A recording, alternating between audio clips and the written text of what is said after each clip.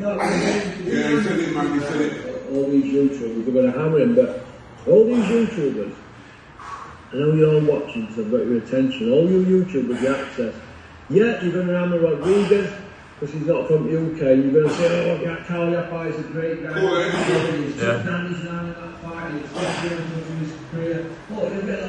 Are you expecting to knock out Anthony Joshua? I aim to knock him out. I aim to knock out anyone I get in the ring with. So to go out there and, not put too many words out there, not make a fool of myself saying what I'm going to do. I don't want to make a fool like that. I want to go out, make a fool out of him by knocking him out. So, this is the game. This is the sport. This is really tests you as a person, as a man. So, yeah. What do you make of his promoter, Eddie Hearn? Obviously, he talks a lot. We did the face-off the other day. What do you make of him when he's already, in his head, got a plan for AJ when it comes to Undisputed?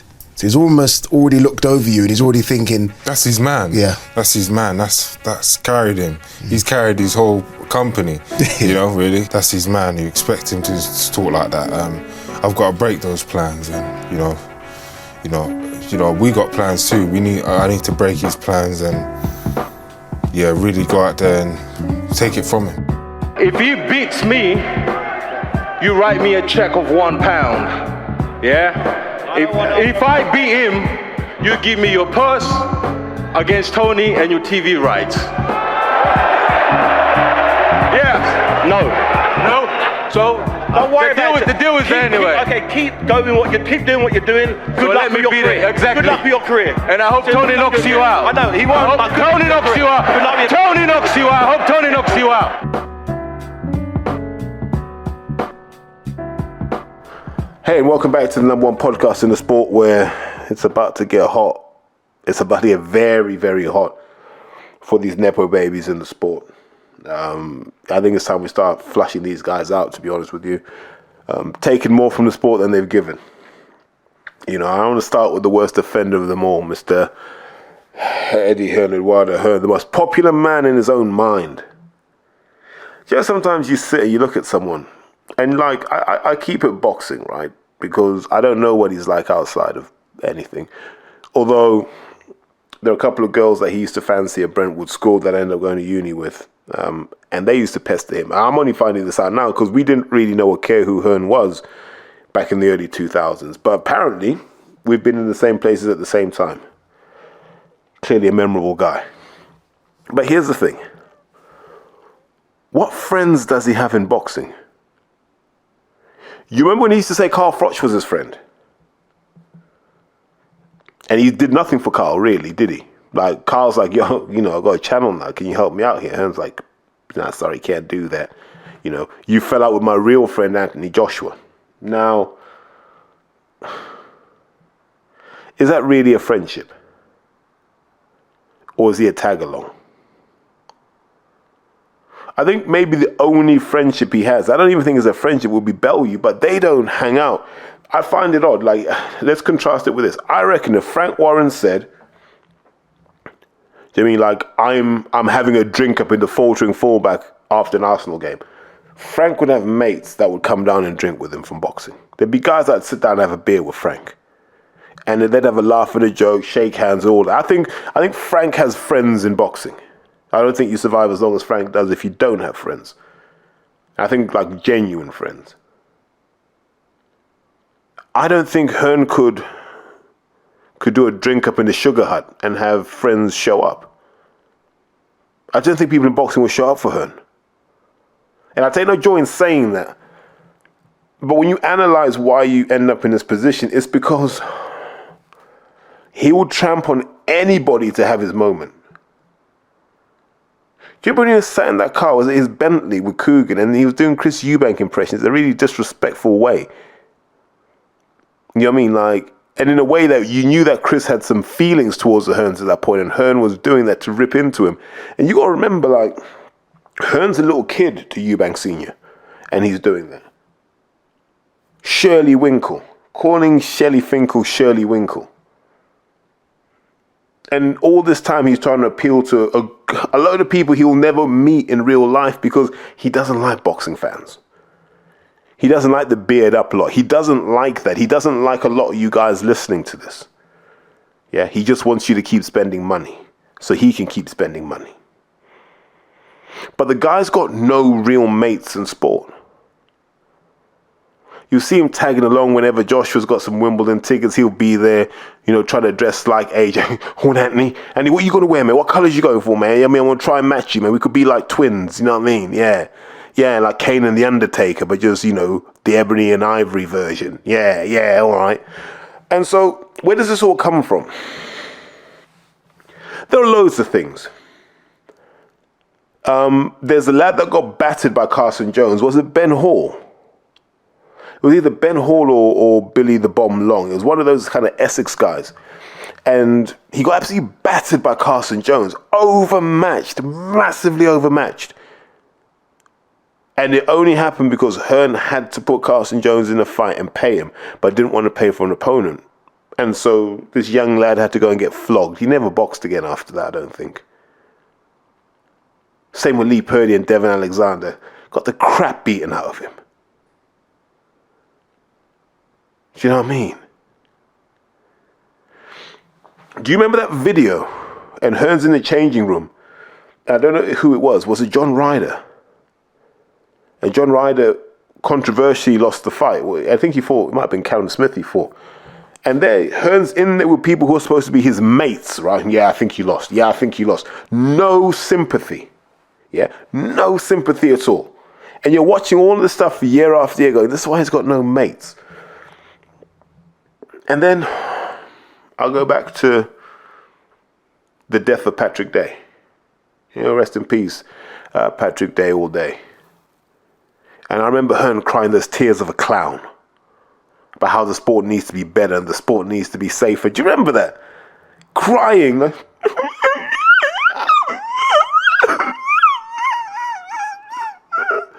you know what I mean? Like millionaire tears. There was the only way you can only cry that way when you've got money.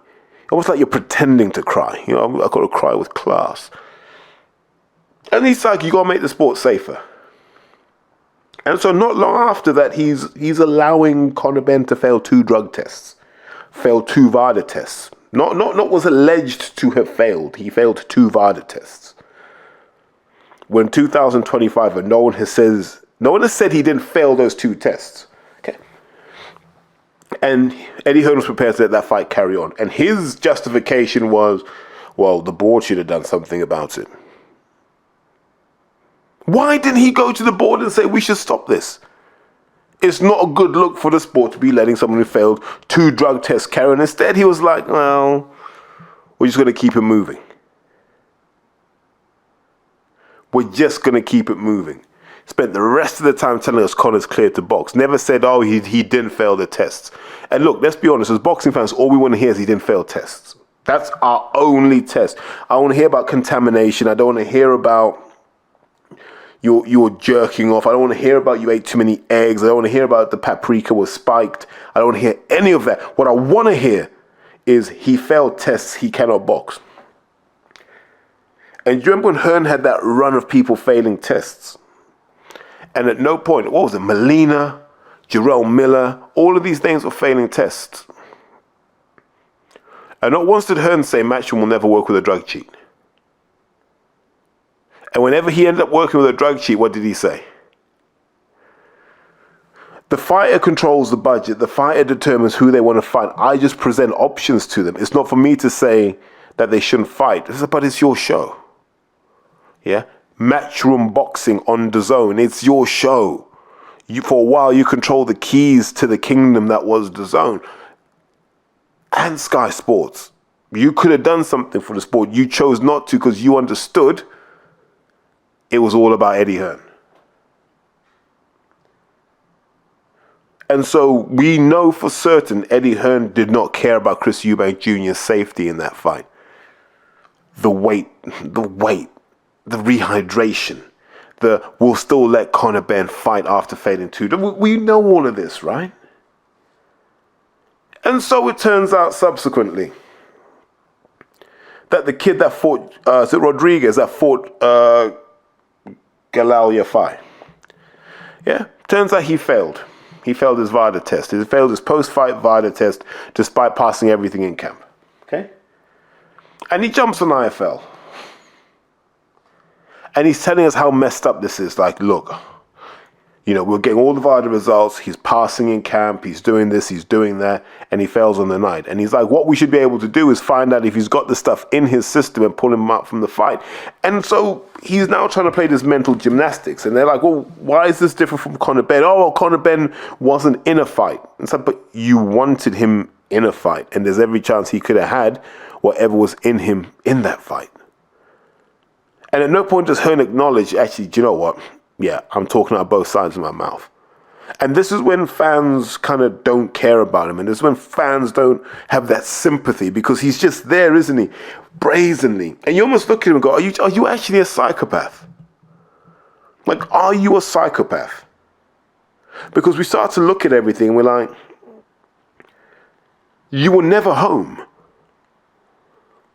We don't know what Eddie Hearn is like at home. Do you know what I mean? Like, you watch at Home with the Furies and you get the impression Tyson Fury is a family man and he will box off time to be with his family no matter what. I don't see that with Hearn when it comes to boxing. I see it with Frank. I see it with everyone else except for Hearn. And you're like, well, mate, are you all there? Are you all there? And here he is sticking up for Galal Yafai, and it's the right thing to do, by the way, because you shouldn't be fighting a drug cheat. But you've got to be principled and say, let's kick these drug cheats out of the sport. And now he's there going, yeah, we need sanctions, we need this struck off, we need this, we need that. Suddenly VADA matters when he spent all that time telling us VADA didn't matter. He allowed Conor Benn to tell the world VADA tests do not matter. If you fail a VADA test, listen, you can fight in the UK. And if the UK make any noise, you go and fight in America, you go and fight in Mexico. It doesn't stop you making money. That was Conor Benn. And whenever Conor Benn's case is allowed to be heard in public and what actually happened, I'm still 1,000% confident his argument was simple. The board had no jurisdiction to look at the VADA stuff because they are not considered a competent anti-doping authority. So they should never have been considered in the first place.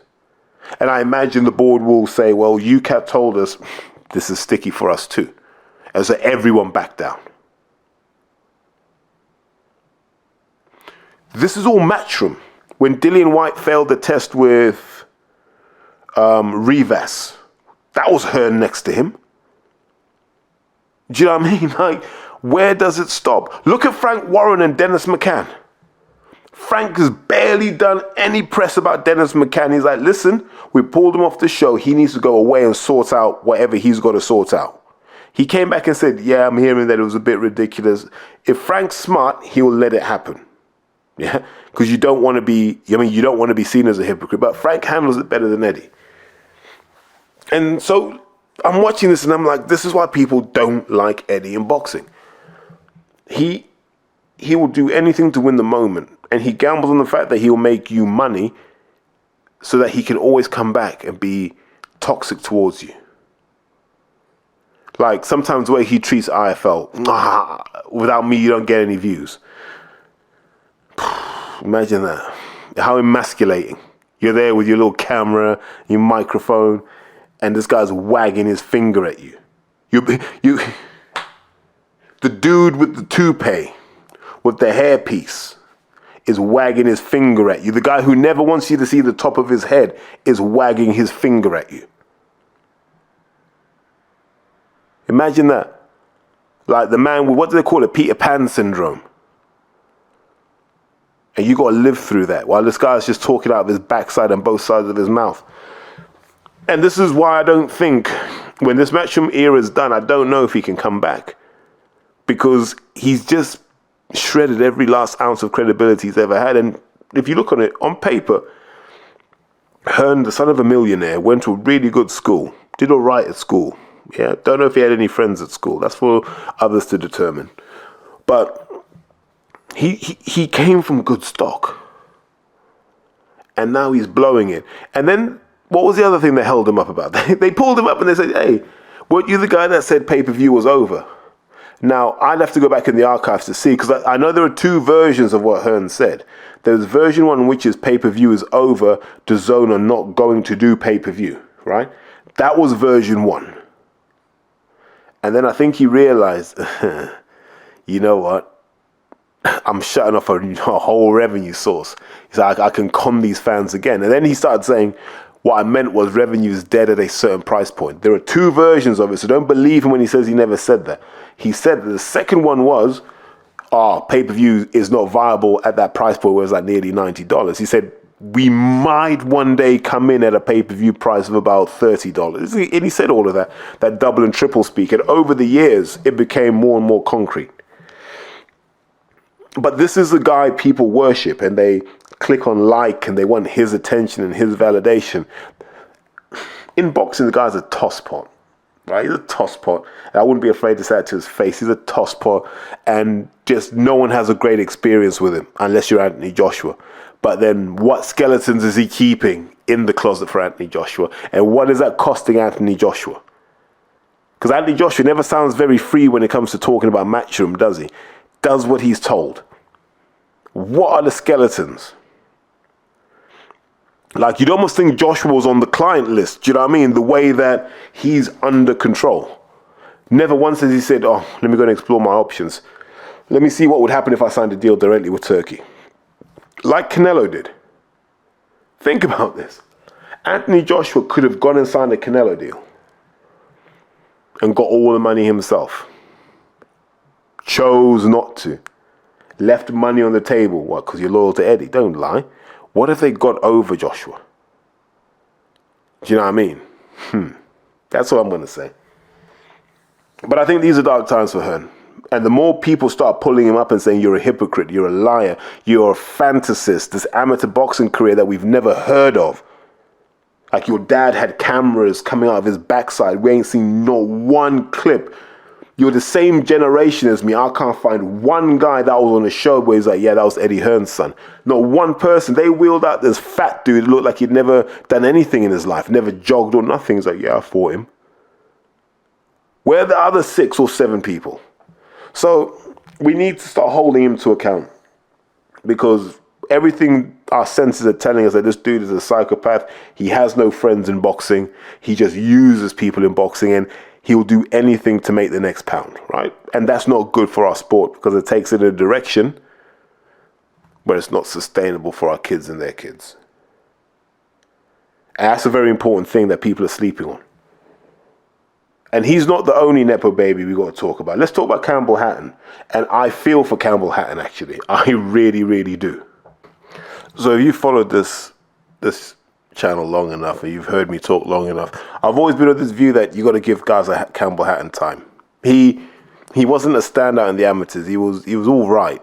But if you heard people in Manchester talking about Campbell Hatton, and this is why you can't listen to too many people in boxing, right? Because most people talk about stuff they haven't seen, right? They'll tell you, mate, heard he's been dropping loads of people in sparring. You'll hear that, right? But the person who's telling you didn't see it with their own eyes. And there's no guarantee the person who told them saw it with their own eyes. And this happens a lot in boxing. There are a lot of things that get told, like second, third, 15th hand. And Campbell Hatton was one of those where you'd hear stuff, yeah, mate, just like his old man. Mate, he's ripping, my God, yeah, he's the real deal. You'd hear all of this stuff, and you're like, no, I've seen him box a couple of times. I'm not sure he's the real deal. That's why I'd always feel, I said, this guy that we've got in our gym, that would give him a hard time, batter him, in fact. Because he didn't look like he wasn't a guy that had any kind of freaky characteristic. You know, like, even in the AMs, you can see a kid's got freaky power, right? You can see it early. Like Joshua. You knew Joshua could bang pretty early on in his amateur career. You knew he was strong. You knew he'd do damage, right? That was obvious. It was just about whether he could harness that. James DeGale, you knew was just super skillful, yeah, and tough. That was obvious. George, just a winner, obvious early in his career. Tyson Fury, different level, obvious early in his career. David Price, punched like a giraffe kick. All this stuff is obvious. Frankie Gavin, ring IQ, obvious. Billy Joe Saunders, like all-round skill set, obvious. Campbell Hatton had nothing obvious about him. And nor did he have a really high kind of level of fundamentals. He didn't really have anything. He was just a Hatton. He wouldn't have been signed the way he was if he wasn't a Hatton. And so how old was he when he turned pro? Let's say 19, 20. And you got the feeling he wasn't ready.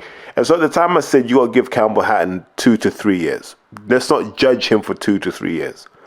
Because there's a lot of work you got to do with him. And why they were televising him, I don't know. Yeah, I do. Back to what I was saying earlier.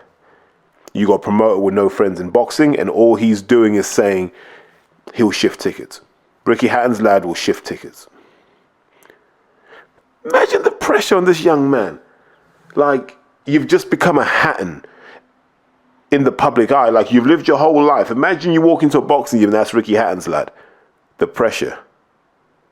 You've got to be able to left hook to the body. You've got to be tough. You've got to be able to do it on the inside. I mean, you've got to be able to block punches with your face. And when you show any sign of weakness, I'm like, yeah, he's not his old man, is he? That pressure day in, day out in the gym. You go to school, you're Ricky Hatton's lad. And you can't even pretend you're not because you look like him. You're Ricky Hatton's lad. And we don't sympathize with this. The fact that his whole life he's been compared to a guy who is a British sporting legend. You're being compared to a man who shifted the gravitational force of boxing and made British boxers accepted in the United States. We were commercially viable in the US because of Ricky Hatton. The Americans were like, we want to see more Brits because of Ricky Hatton and the fans he brought. And, you know, the whole movement that Dennis Hobson orchestrated. Let's not forget that. But you carry that pressure and you're not really developed as a boxer yet. And that's not his fault. He's young. And then you just come onto this thing and you've got the toupee twat just talking nonsense about you non-stop. Yeah, he's going to be better than his old man. You know, when I first saw Campbell Hatton, I took him down to the lake to fish. And I said, listen, I want you to walk across that water, go and pick up 10 fish, come back, get me at least 1 marlin and 1 swordfish. And you know what he did, Cougs? He went and he done it. He walked on water, and after he got the last swordfish, he just moonwalked back with it. You know, all that sort of stuff. And I was like, you're setting this kid up to fail. No plan to take him to the small halls. No plan to take him around the country and build him up slowly and carefully and let him develop. No. You just did what was best for you. And this kid got thrown to the wolves. Let me say he got thrown to the wolves. And I know people look at his record and go, it wasn't very good. But he had to deal with the fact that he wasn't ready. And he had to deal with the fact that he was Ricky Hatton's son. So the expectations come with that. You've got to be a Hatton. You have to be a Hatton. And I felt for him. I was like, Jesus, man, show some mercy on this guy. But he just wasn't up to it. You're fighting James Flint twice. Now, I questioned the matchmaking at the time. It made no sense to me. James Flint is a guy that you can beat if you're good. Like, if you got like some strength to you and some fundamentals, you'll beat James Flint. You won't stop him. It's hard to stop that guy. And Campbell Hatton found out that when there's nothing in that locker, it's a long night. And James Flint twice beat the enthusiasm out of him. And you know, you suddenly realize you're miles off what your dad was. Now you're like, what's the point? They're always going to tell me I'm not as good as my old man. And he left his uncle Matthew and he went down to this gym and that gym. And he probably just found out he's just not there, man. He's not, it doesn't burn in him. Maybe he boxed because he was a Hatton and not because he loved it. If I just box and I'm a Hatton, maybe this is a way that I can get my father's love. Maybe this will bring us closer together. Maybe this is what we need.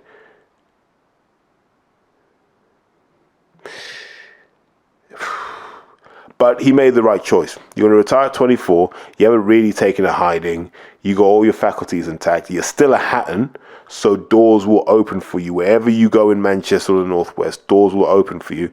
And if you do it right, you can become a very successful young man in whatever you do.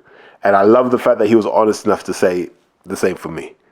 Because there are a lot of people in boxing nicking a living right now. Yeah. Flogging tickets to people knowing that they are crap. But They want someone to pay them to pursue their hobby. At least Campbell Hatton was like, enough for me, man. And I wish him all the best, because he's probably the most honest of the Nepo babies. He's like, yeah, I tried it, gave it my best shot, and I wasn't good enough. But look, we're now seeing the reality of these kind of Nepo babies who have been given safe harbor by who their parents were. Even Hughie Fury had put in that list. Like, what's happening with him? You know, that guy fought for a world title against Joseph Parker. And look at how different their careers are now. Like, let's be honest, when they fought, it was neck and neck. Age-wise, there's probably not much between them, but now look at the gap. Why? Why isn't anyone calling out Hughie? Why isn't anyone saying, look, we can put Hughie on the show? What happened? Why doesn't the truth come out? Hughie Fury can't be fighting on GBM shows and fighting guys that are paying 1,500 quid to go round for round with him. He can't be doing that. Not after fighting for a world title. And no one's asking the questions, like, ask his trainer. Why isn't Hughie getting opportunities? Like, he has nothing to prove. So what is it? Is he still ill? Is it a crisis of confidence? Is it that he doesn't want to box? What is it? We just want to know. It's not even anything. We just want to know. Because right now, it looks like he's going backwards at a rate of knots. Like, at this rate, he'll be fighting Tony Yoka at Altrincham Ice Palace, whatever they call it. That's where this is headed. God, I hope not, but that could be where we're headed. You know, Hughie Fury, Francesca Hennessy. I don't even know what it is about Francesca Hennessy. She's just annoying. Like, she's just annoying. Like, she gets so much media coverage because you're Mick Hennessy's daughter. But what have you really done? Like, where's all of this time and where's all of this coverage for Karis Artingstall? Where's all this coverage for Natasha Jonas? Where is all of this coverage for Caroline Dubois? Where's all of this coverage for people who are actually going to go to war for you? But it's Francesca Hennessy, man. Like, basically, if you bought Ellie Scottney from Temu, do you know what I mean? All jumping around and dancing and stuff. Like, if you're dancing before you fight somebody, you're telling me it's not a fight I need to watch. If you're that unbothered by your opponent, you shouldn't be fighting your opponent. Go and jump in with Sugar Neeks, Shanika Johnson, whatever. Go and jump in with her. Yeah, let's see you dance in front of her. Or move up in weight and jump in with a Karis Artingstall. Let's see you dance around and have a little hibbity hop with her. Go in with Shannon Courtney. Go and have a little hop around with her. I'm tired of all of this because it just turns boxing into a freak show. And then no one gets paid. Meanwhile, all this marketing budget that these people have is being wasted just because someone's so-and-so's daughter or so-and-so's son. It's terrible. It's absolutely terrible, man. But boxing, we're just witnessing the decline of the sport, aren't we? So I guess we should talk about some serious boxing. You know, after having put everyone on blast for the first half of this episode. So Jake Paul and Most Valuable Promotions put on an all-female card, right? Now, you know my views on these sorts of cards. Commercially, they can be a bit of a car crash. But ideologically, I like it. I like the fact that it's women only. And so you have a choice. If you really want to support women's boxing, this is the perfect opportunity for you. I respect that. I support that. I think that's a great thing. And you won't hear me say anything disrespectful about that. I support what they're doing. And I love the fact that Ellie Scottney's got a platform where she's getting more love, more attention, and more focus put on her than 4 or 5 years at Matchroom. It's as simple as that. You know, more people know about Ellie Scottney now than all the time she was at Matchroom. What work did Eddie Hearn really put in for her? The answer is not much. But it was an interesting card, wasn't it? I'm going to fly through the results and then we'll talk about the implications of it. But first I want to say is a lot of those tickets were comped out from what I heard. So when people talk about it's a record attendance, yes, but commercially it wasn't. What saved them is that I think this is sitting in the Netflix R&D budget. So what Netflix are looking to do is figure out what live streaming of sporting events is all about, right? And they've done a couple, but they want to make their mistakes now before they bid for things like football, rugby, etc. So boxing's quite cheap. So a card like this, you think about a Premier League game, you might have to pay 3 to 5 mil for a Premier League game. This show here, I reckon, you're probably spending $1 million and a half tops. So it's cheap. Like as an experimentation budget, this is cheap. As long as you can get some learnings in terms of your infrastructure, in terms of recording, production, etc., etc. If you can do that, you're good. So that's probably what saved this commercially, made sure that everyone got paid, is the fact that it's being bankrolled by an R&D budget somewhere in Netflix. So that's the good thing. So if we look through the card, what are the fights that really matter? So Ramla Ali wins. Shanika Johnson wins. Ellie Scotney wins. Absolutely brilliant performance. That was Ellie Scotney from Catford. All the other stuff I've seen is kind of her trying to be someone else. That was the Ellie Scotney from Catford. That was the L I thought we would see in every fight. Now, whether we go on to see that in every fight, I don't know, because she's got to win first. But that was good to see in terms of Ellie Scotney. I was proud of her. The performance she put on, absolutely proud, because she has everything in the book. And people say she doesn't hit hard enough. Maybe, but not many women do. But what Ellie Scotney can do, she can hurt you. And you see that because everyone respects her power. Other than the woman that we had suspicions about way back when. But we won't talk about that. So Ramla and Ellie do well. Shanika Johnson does well. I like Sugar Neeks. I think, she seems like a really interesting character and you almost want to know more about her. Chantal Cameron gets her win. I don't know if she quite got the same attention off the promotion that she did, but I'm glad that she's grafting again. Alicia Baumgardner, get in the mix. But you know my views on that one. And then Katie Taylor, Amanda Serrano. Katie Taylor gets the win again. Now, if you look at all of that, the thing I'm liking about Jake Paul, and if I'm wrong on this, then I'm giving them free advice. The next card is now shaping up, right? Based on what we saw over the weekend, the next card's shaping up. So Katie Taylor will fight Alicia Baumgardner. If they can get the logistics sorted. Katie Taylor fights Alicia Baumgardner. Amanda Serrano will fight Chantal Cameron. You'll find Shanika Johnson fighting Ramla Ali, or Ellie Scotney fighting Ramla Ali, and they will bring in somebody else. Shadeja Green, who beat Savannah Marshall, they'll bring in Clarissa Shields for her because she's earned that. I don't see them doing the rematch with Savannah Marshall next.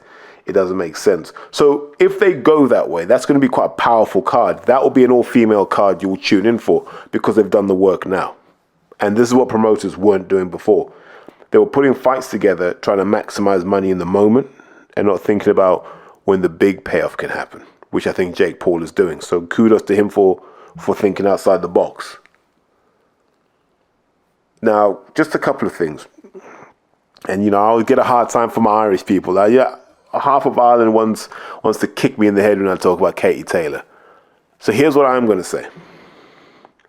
Katie Taylor's miles better than Amanda Serrano. But Katie Taylor's getting old and she's got miles on her clock. Katie Taylor's got miles on her clock. She has been an elite athlete all of her adult life. Football, whatever, boxing. She has been an elite athlete. Wherever you want to think about it, she cooking or hot sauce, all that sort of stuff, just park to the side. She's been an elite athlete for a long time. She's put her body through a lot for a long, long time.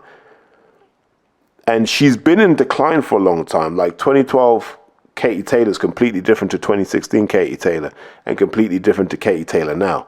What we're seeing now is fighting heart from Katie Taylor. Just let's have it.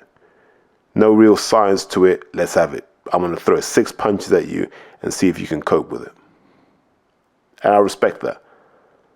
I don't think she had any business fighting Amanda Serrano. I think there were so many more worthy opponents. Chantal Cameron again in the rubber. Alicia Baumgardner. I get it. Could you recycle Terry Harper, Michaela Mayer? There are loads of people you could give Katie Taylor. Not Amanda Serrano, someone who had to feed themselves up to 140 pounds and potentially dope themselves up to 140 pounds. We know the family's got form for that, by the way, don't we? We know the family's got form for a little poke in the bum cheek. So let's not act like it doesn't happen. So in that sense, like, I'm going to give Katie Taylor kudos. But if she's got another year in the sport, or she's going to go past 40, you got to give us the fights we want, man. Do the rubber with Chantel Cameron. Get some new young bucks in there that you can be tested against. And let's see what you've got. You know, well, big money fights, I think you deserve them. But we can't have a fourth Serrano fight. Like, we didn't need 3. We only needed 1. And the other person I want to talk about, Savannah Marshall. People... So people were tweeting that it was a robbery, right? So I had to watch everything afterwards. So when I'm reading that this is a robbery, I'm like, oh my God, what happened? And then I had some time to watch it when I got home. And when you've been around the sport long enough, you know what to look for. And here's what was happening in that fight. Savannah Marshall's boxing in this really odd style, like, you know what I'm talking about. It's hard to explain. It's not herky-jerky. It's not Mr. Soft. It's this weird style where it's all a bit floaty and a bit like fake loose. It's not loose, but it looks loose, and there's no power that comes out of it. It's not a good style for her, right? And I don't believe it's worked for a long time. I believe it's been terrible for her, right? I just think it's ridiculous, and it hasn't worked on the other people who have tried it. It doesn't work because at some point you're going to meet someone that's really physical, and you're going to have to out-physical them. Yeah, Tyson Fury found that out with Francis Ngannou. There comes a point where you're going to be in there with someone who's physical. And if you don't have dynamite in your hands, it's a wrap. Savannah Marshall needed to get the dynamite back in those fists. I don't know if she's going to do that fighting that style. I don't see it. Shadasia Green, for all the stuff people want to say about Shadasia Green, I would not be surprised if Shadasia Green could squat 140 kilos in the gym. Wouldn't be surprised if you tapped her back, it would be rock solid. If you tapped her abs, they'd be rock solid. And you'd just be like, this is 168 pounds of not just size, but fast twitch size. Like, you get hit by her, man or woman, you're going to feel it. And you'll be like, whoo. And if you go back and watch the fight, go and see what happens when Savannah's hitting Shadasia's like, yeah, I was expecting more, but cool, we can work with this. And when Shadasia's hitting Savannah Marshall or moving her around, you can see Savannah Marshall's like, I've never had this done to me before. And I'm not saying this to disrespect Savannah Marshall, but Savannah Marshall's always had a reputation for being the physically strong one in the ring. And I just think that when you're fighting people like Danielle Perkins, when you're fighting people like Shadasia Green, and to an extent Clarissa Shields, but she's a little bit smaller. When you're fighting those people that just have that genotype, that hard, dense genotype, they're going to take more out of you than you take out of them. And so doing that kind of floaty, kind of weird Shaolin boxing style that she does, and you can see that it's counterintuitive to her. Like, Savannah Marshall is... I mean, like 2012 Savannah Marshall would have had a better chance of winning. She might have even dominated because those punches were about punching holes in people. And she needs to get back to punching holes in people. You've got 2 minutes. Like, all this training her like a 3-round fighter, you got 2 minutes. Start punching holes in people because you've got that in you. Like, Savannah Marshall is big. I train a young woman. I don't know if I still have her by August. But Julia... Like, I look at Julia and I go, if you could really box, I'd stop the amateur stuff and just train you. Like, she's built perfectly to box. Height, build, reach, but it's just not in her. And you know what I say, you can't create it in them. They've got to find it themselves. But she reminds me of Savannah Marshall, and just that size and the physical potential that sits within that. And I wish Savannah Marshall would get back to that, because this other stuff ain't working. And it won't work. It won't work against some of those monsters. And more of them are coming when they see the money available. When they see you can earn 6 figures. More of those women who'd otherwise be in the WNBA or would be, I don't even know, playing lingerie football, whatever. Do you know what I mean? Or playing flag football. They're like, oh, get into this boxing thing. Punch holes in people. It's coming. And if Savannah Marshall wants longevity, you have to deal with monsters, man. You all watch World Star. You see what some of those women can do in Atlanta. Those suplexing people, giving them DDTs, power bombs. They're there. Once someone teaches them how to box, it's a wrap. It's a wrap. So Savannah Marshall needs to get back on her guerrilla game real quick and just start, punching holes in people. That's what we want to see. But overall, look, I'm going to give Jake Paul his flowers. Decent card. I like that there are potential storylines everywhere now, and not just like fake storylines, but fights that make sense. And if that can give women's boxing the start it needs, and I'm not even bothered if it's just a load of lesbians that go. They're cool. Whoever goes, man. I support that. Kudos to Jake Paul for trying, because God knows certain promoters didn't try. Guess we've got to talk about Hamza Sheeraz, haven't we? What a performance, what a win. How dominant. And let's be very, very clear. Berlanga's a fair opponent to come back to after the Adames fight. That's a more than fair opponent.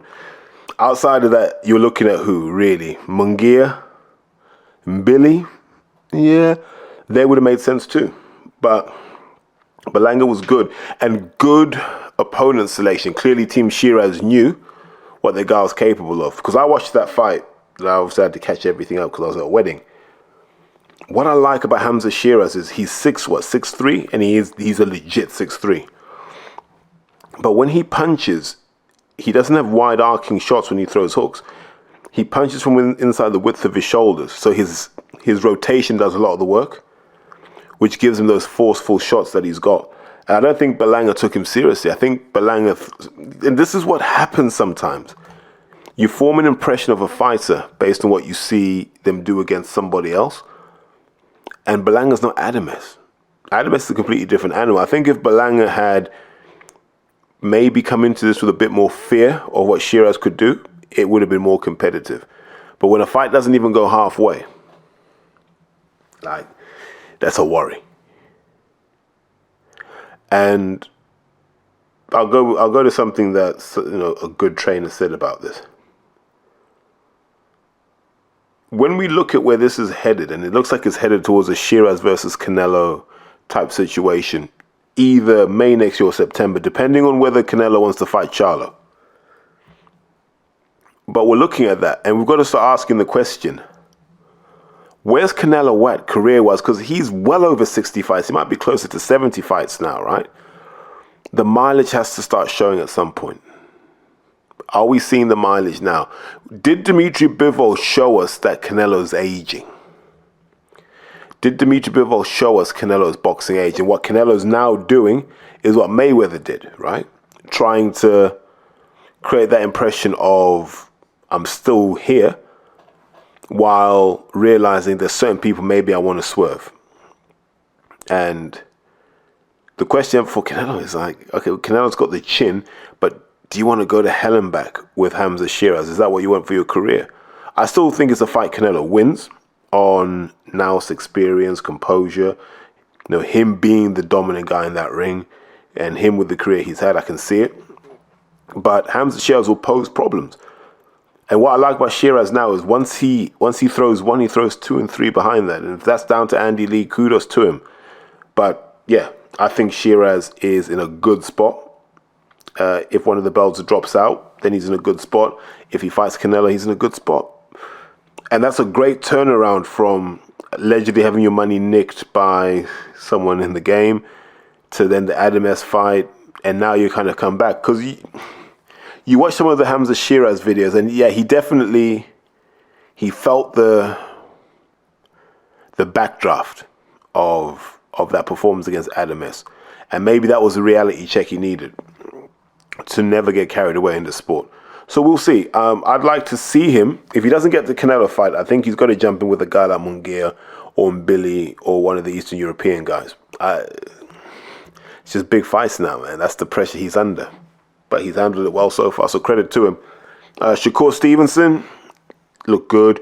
Did a lot of work in the pocket that I wasn't expecting. And sometimes you make that statement. You know, he had Crawford on the sideline just screaming. You know, I thought at one point he was going to jump in on his behalf. Though at the weight he's having to maintain at the moment, I don't think he is.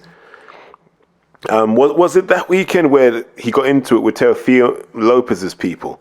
Like, Crawford can be a spiteful guy when he wants to. Like, there's a guy who has no chill. Like, zero chill. And you can see why he's the horrible bastard he is in that ring. Zero chill. No, like, you know, we can talk about it. Nah, straight war games. And you got to respect that. But for Shakur, showed he could dog it out.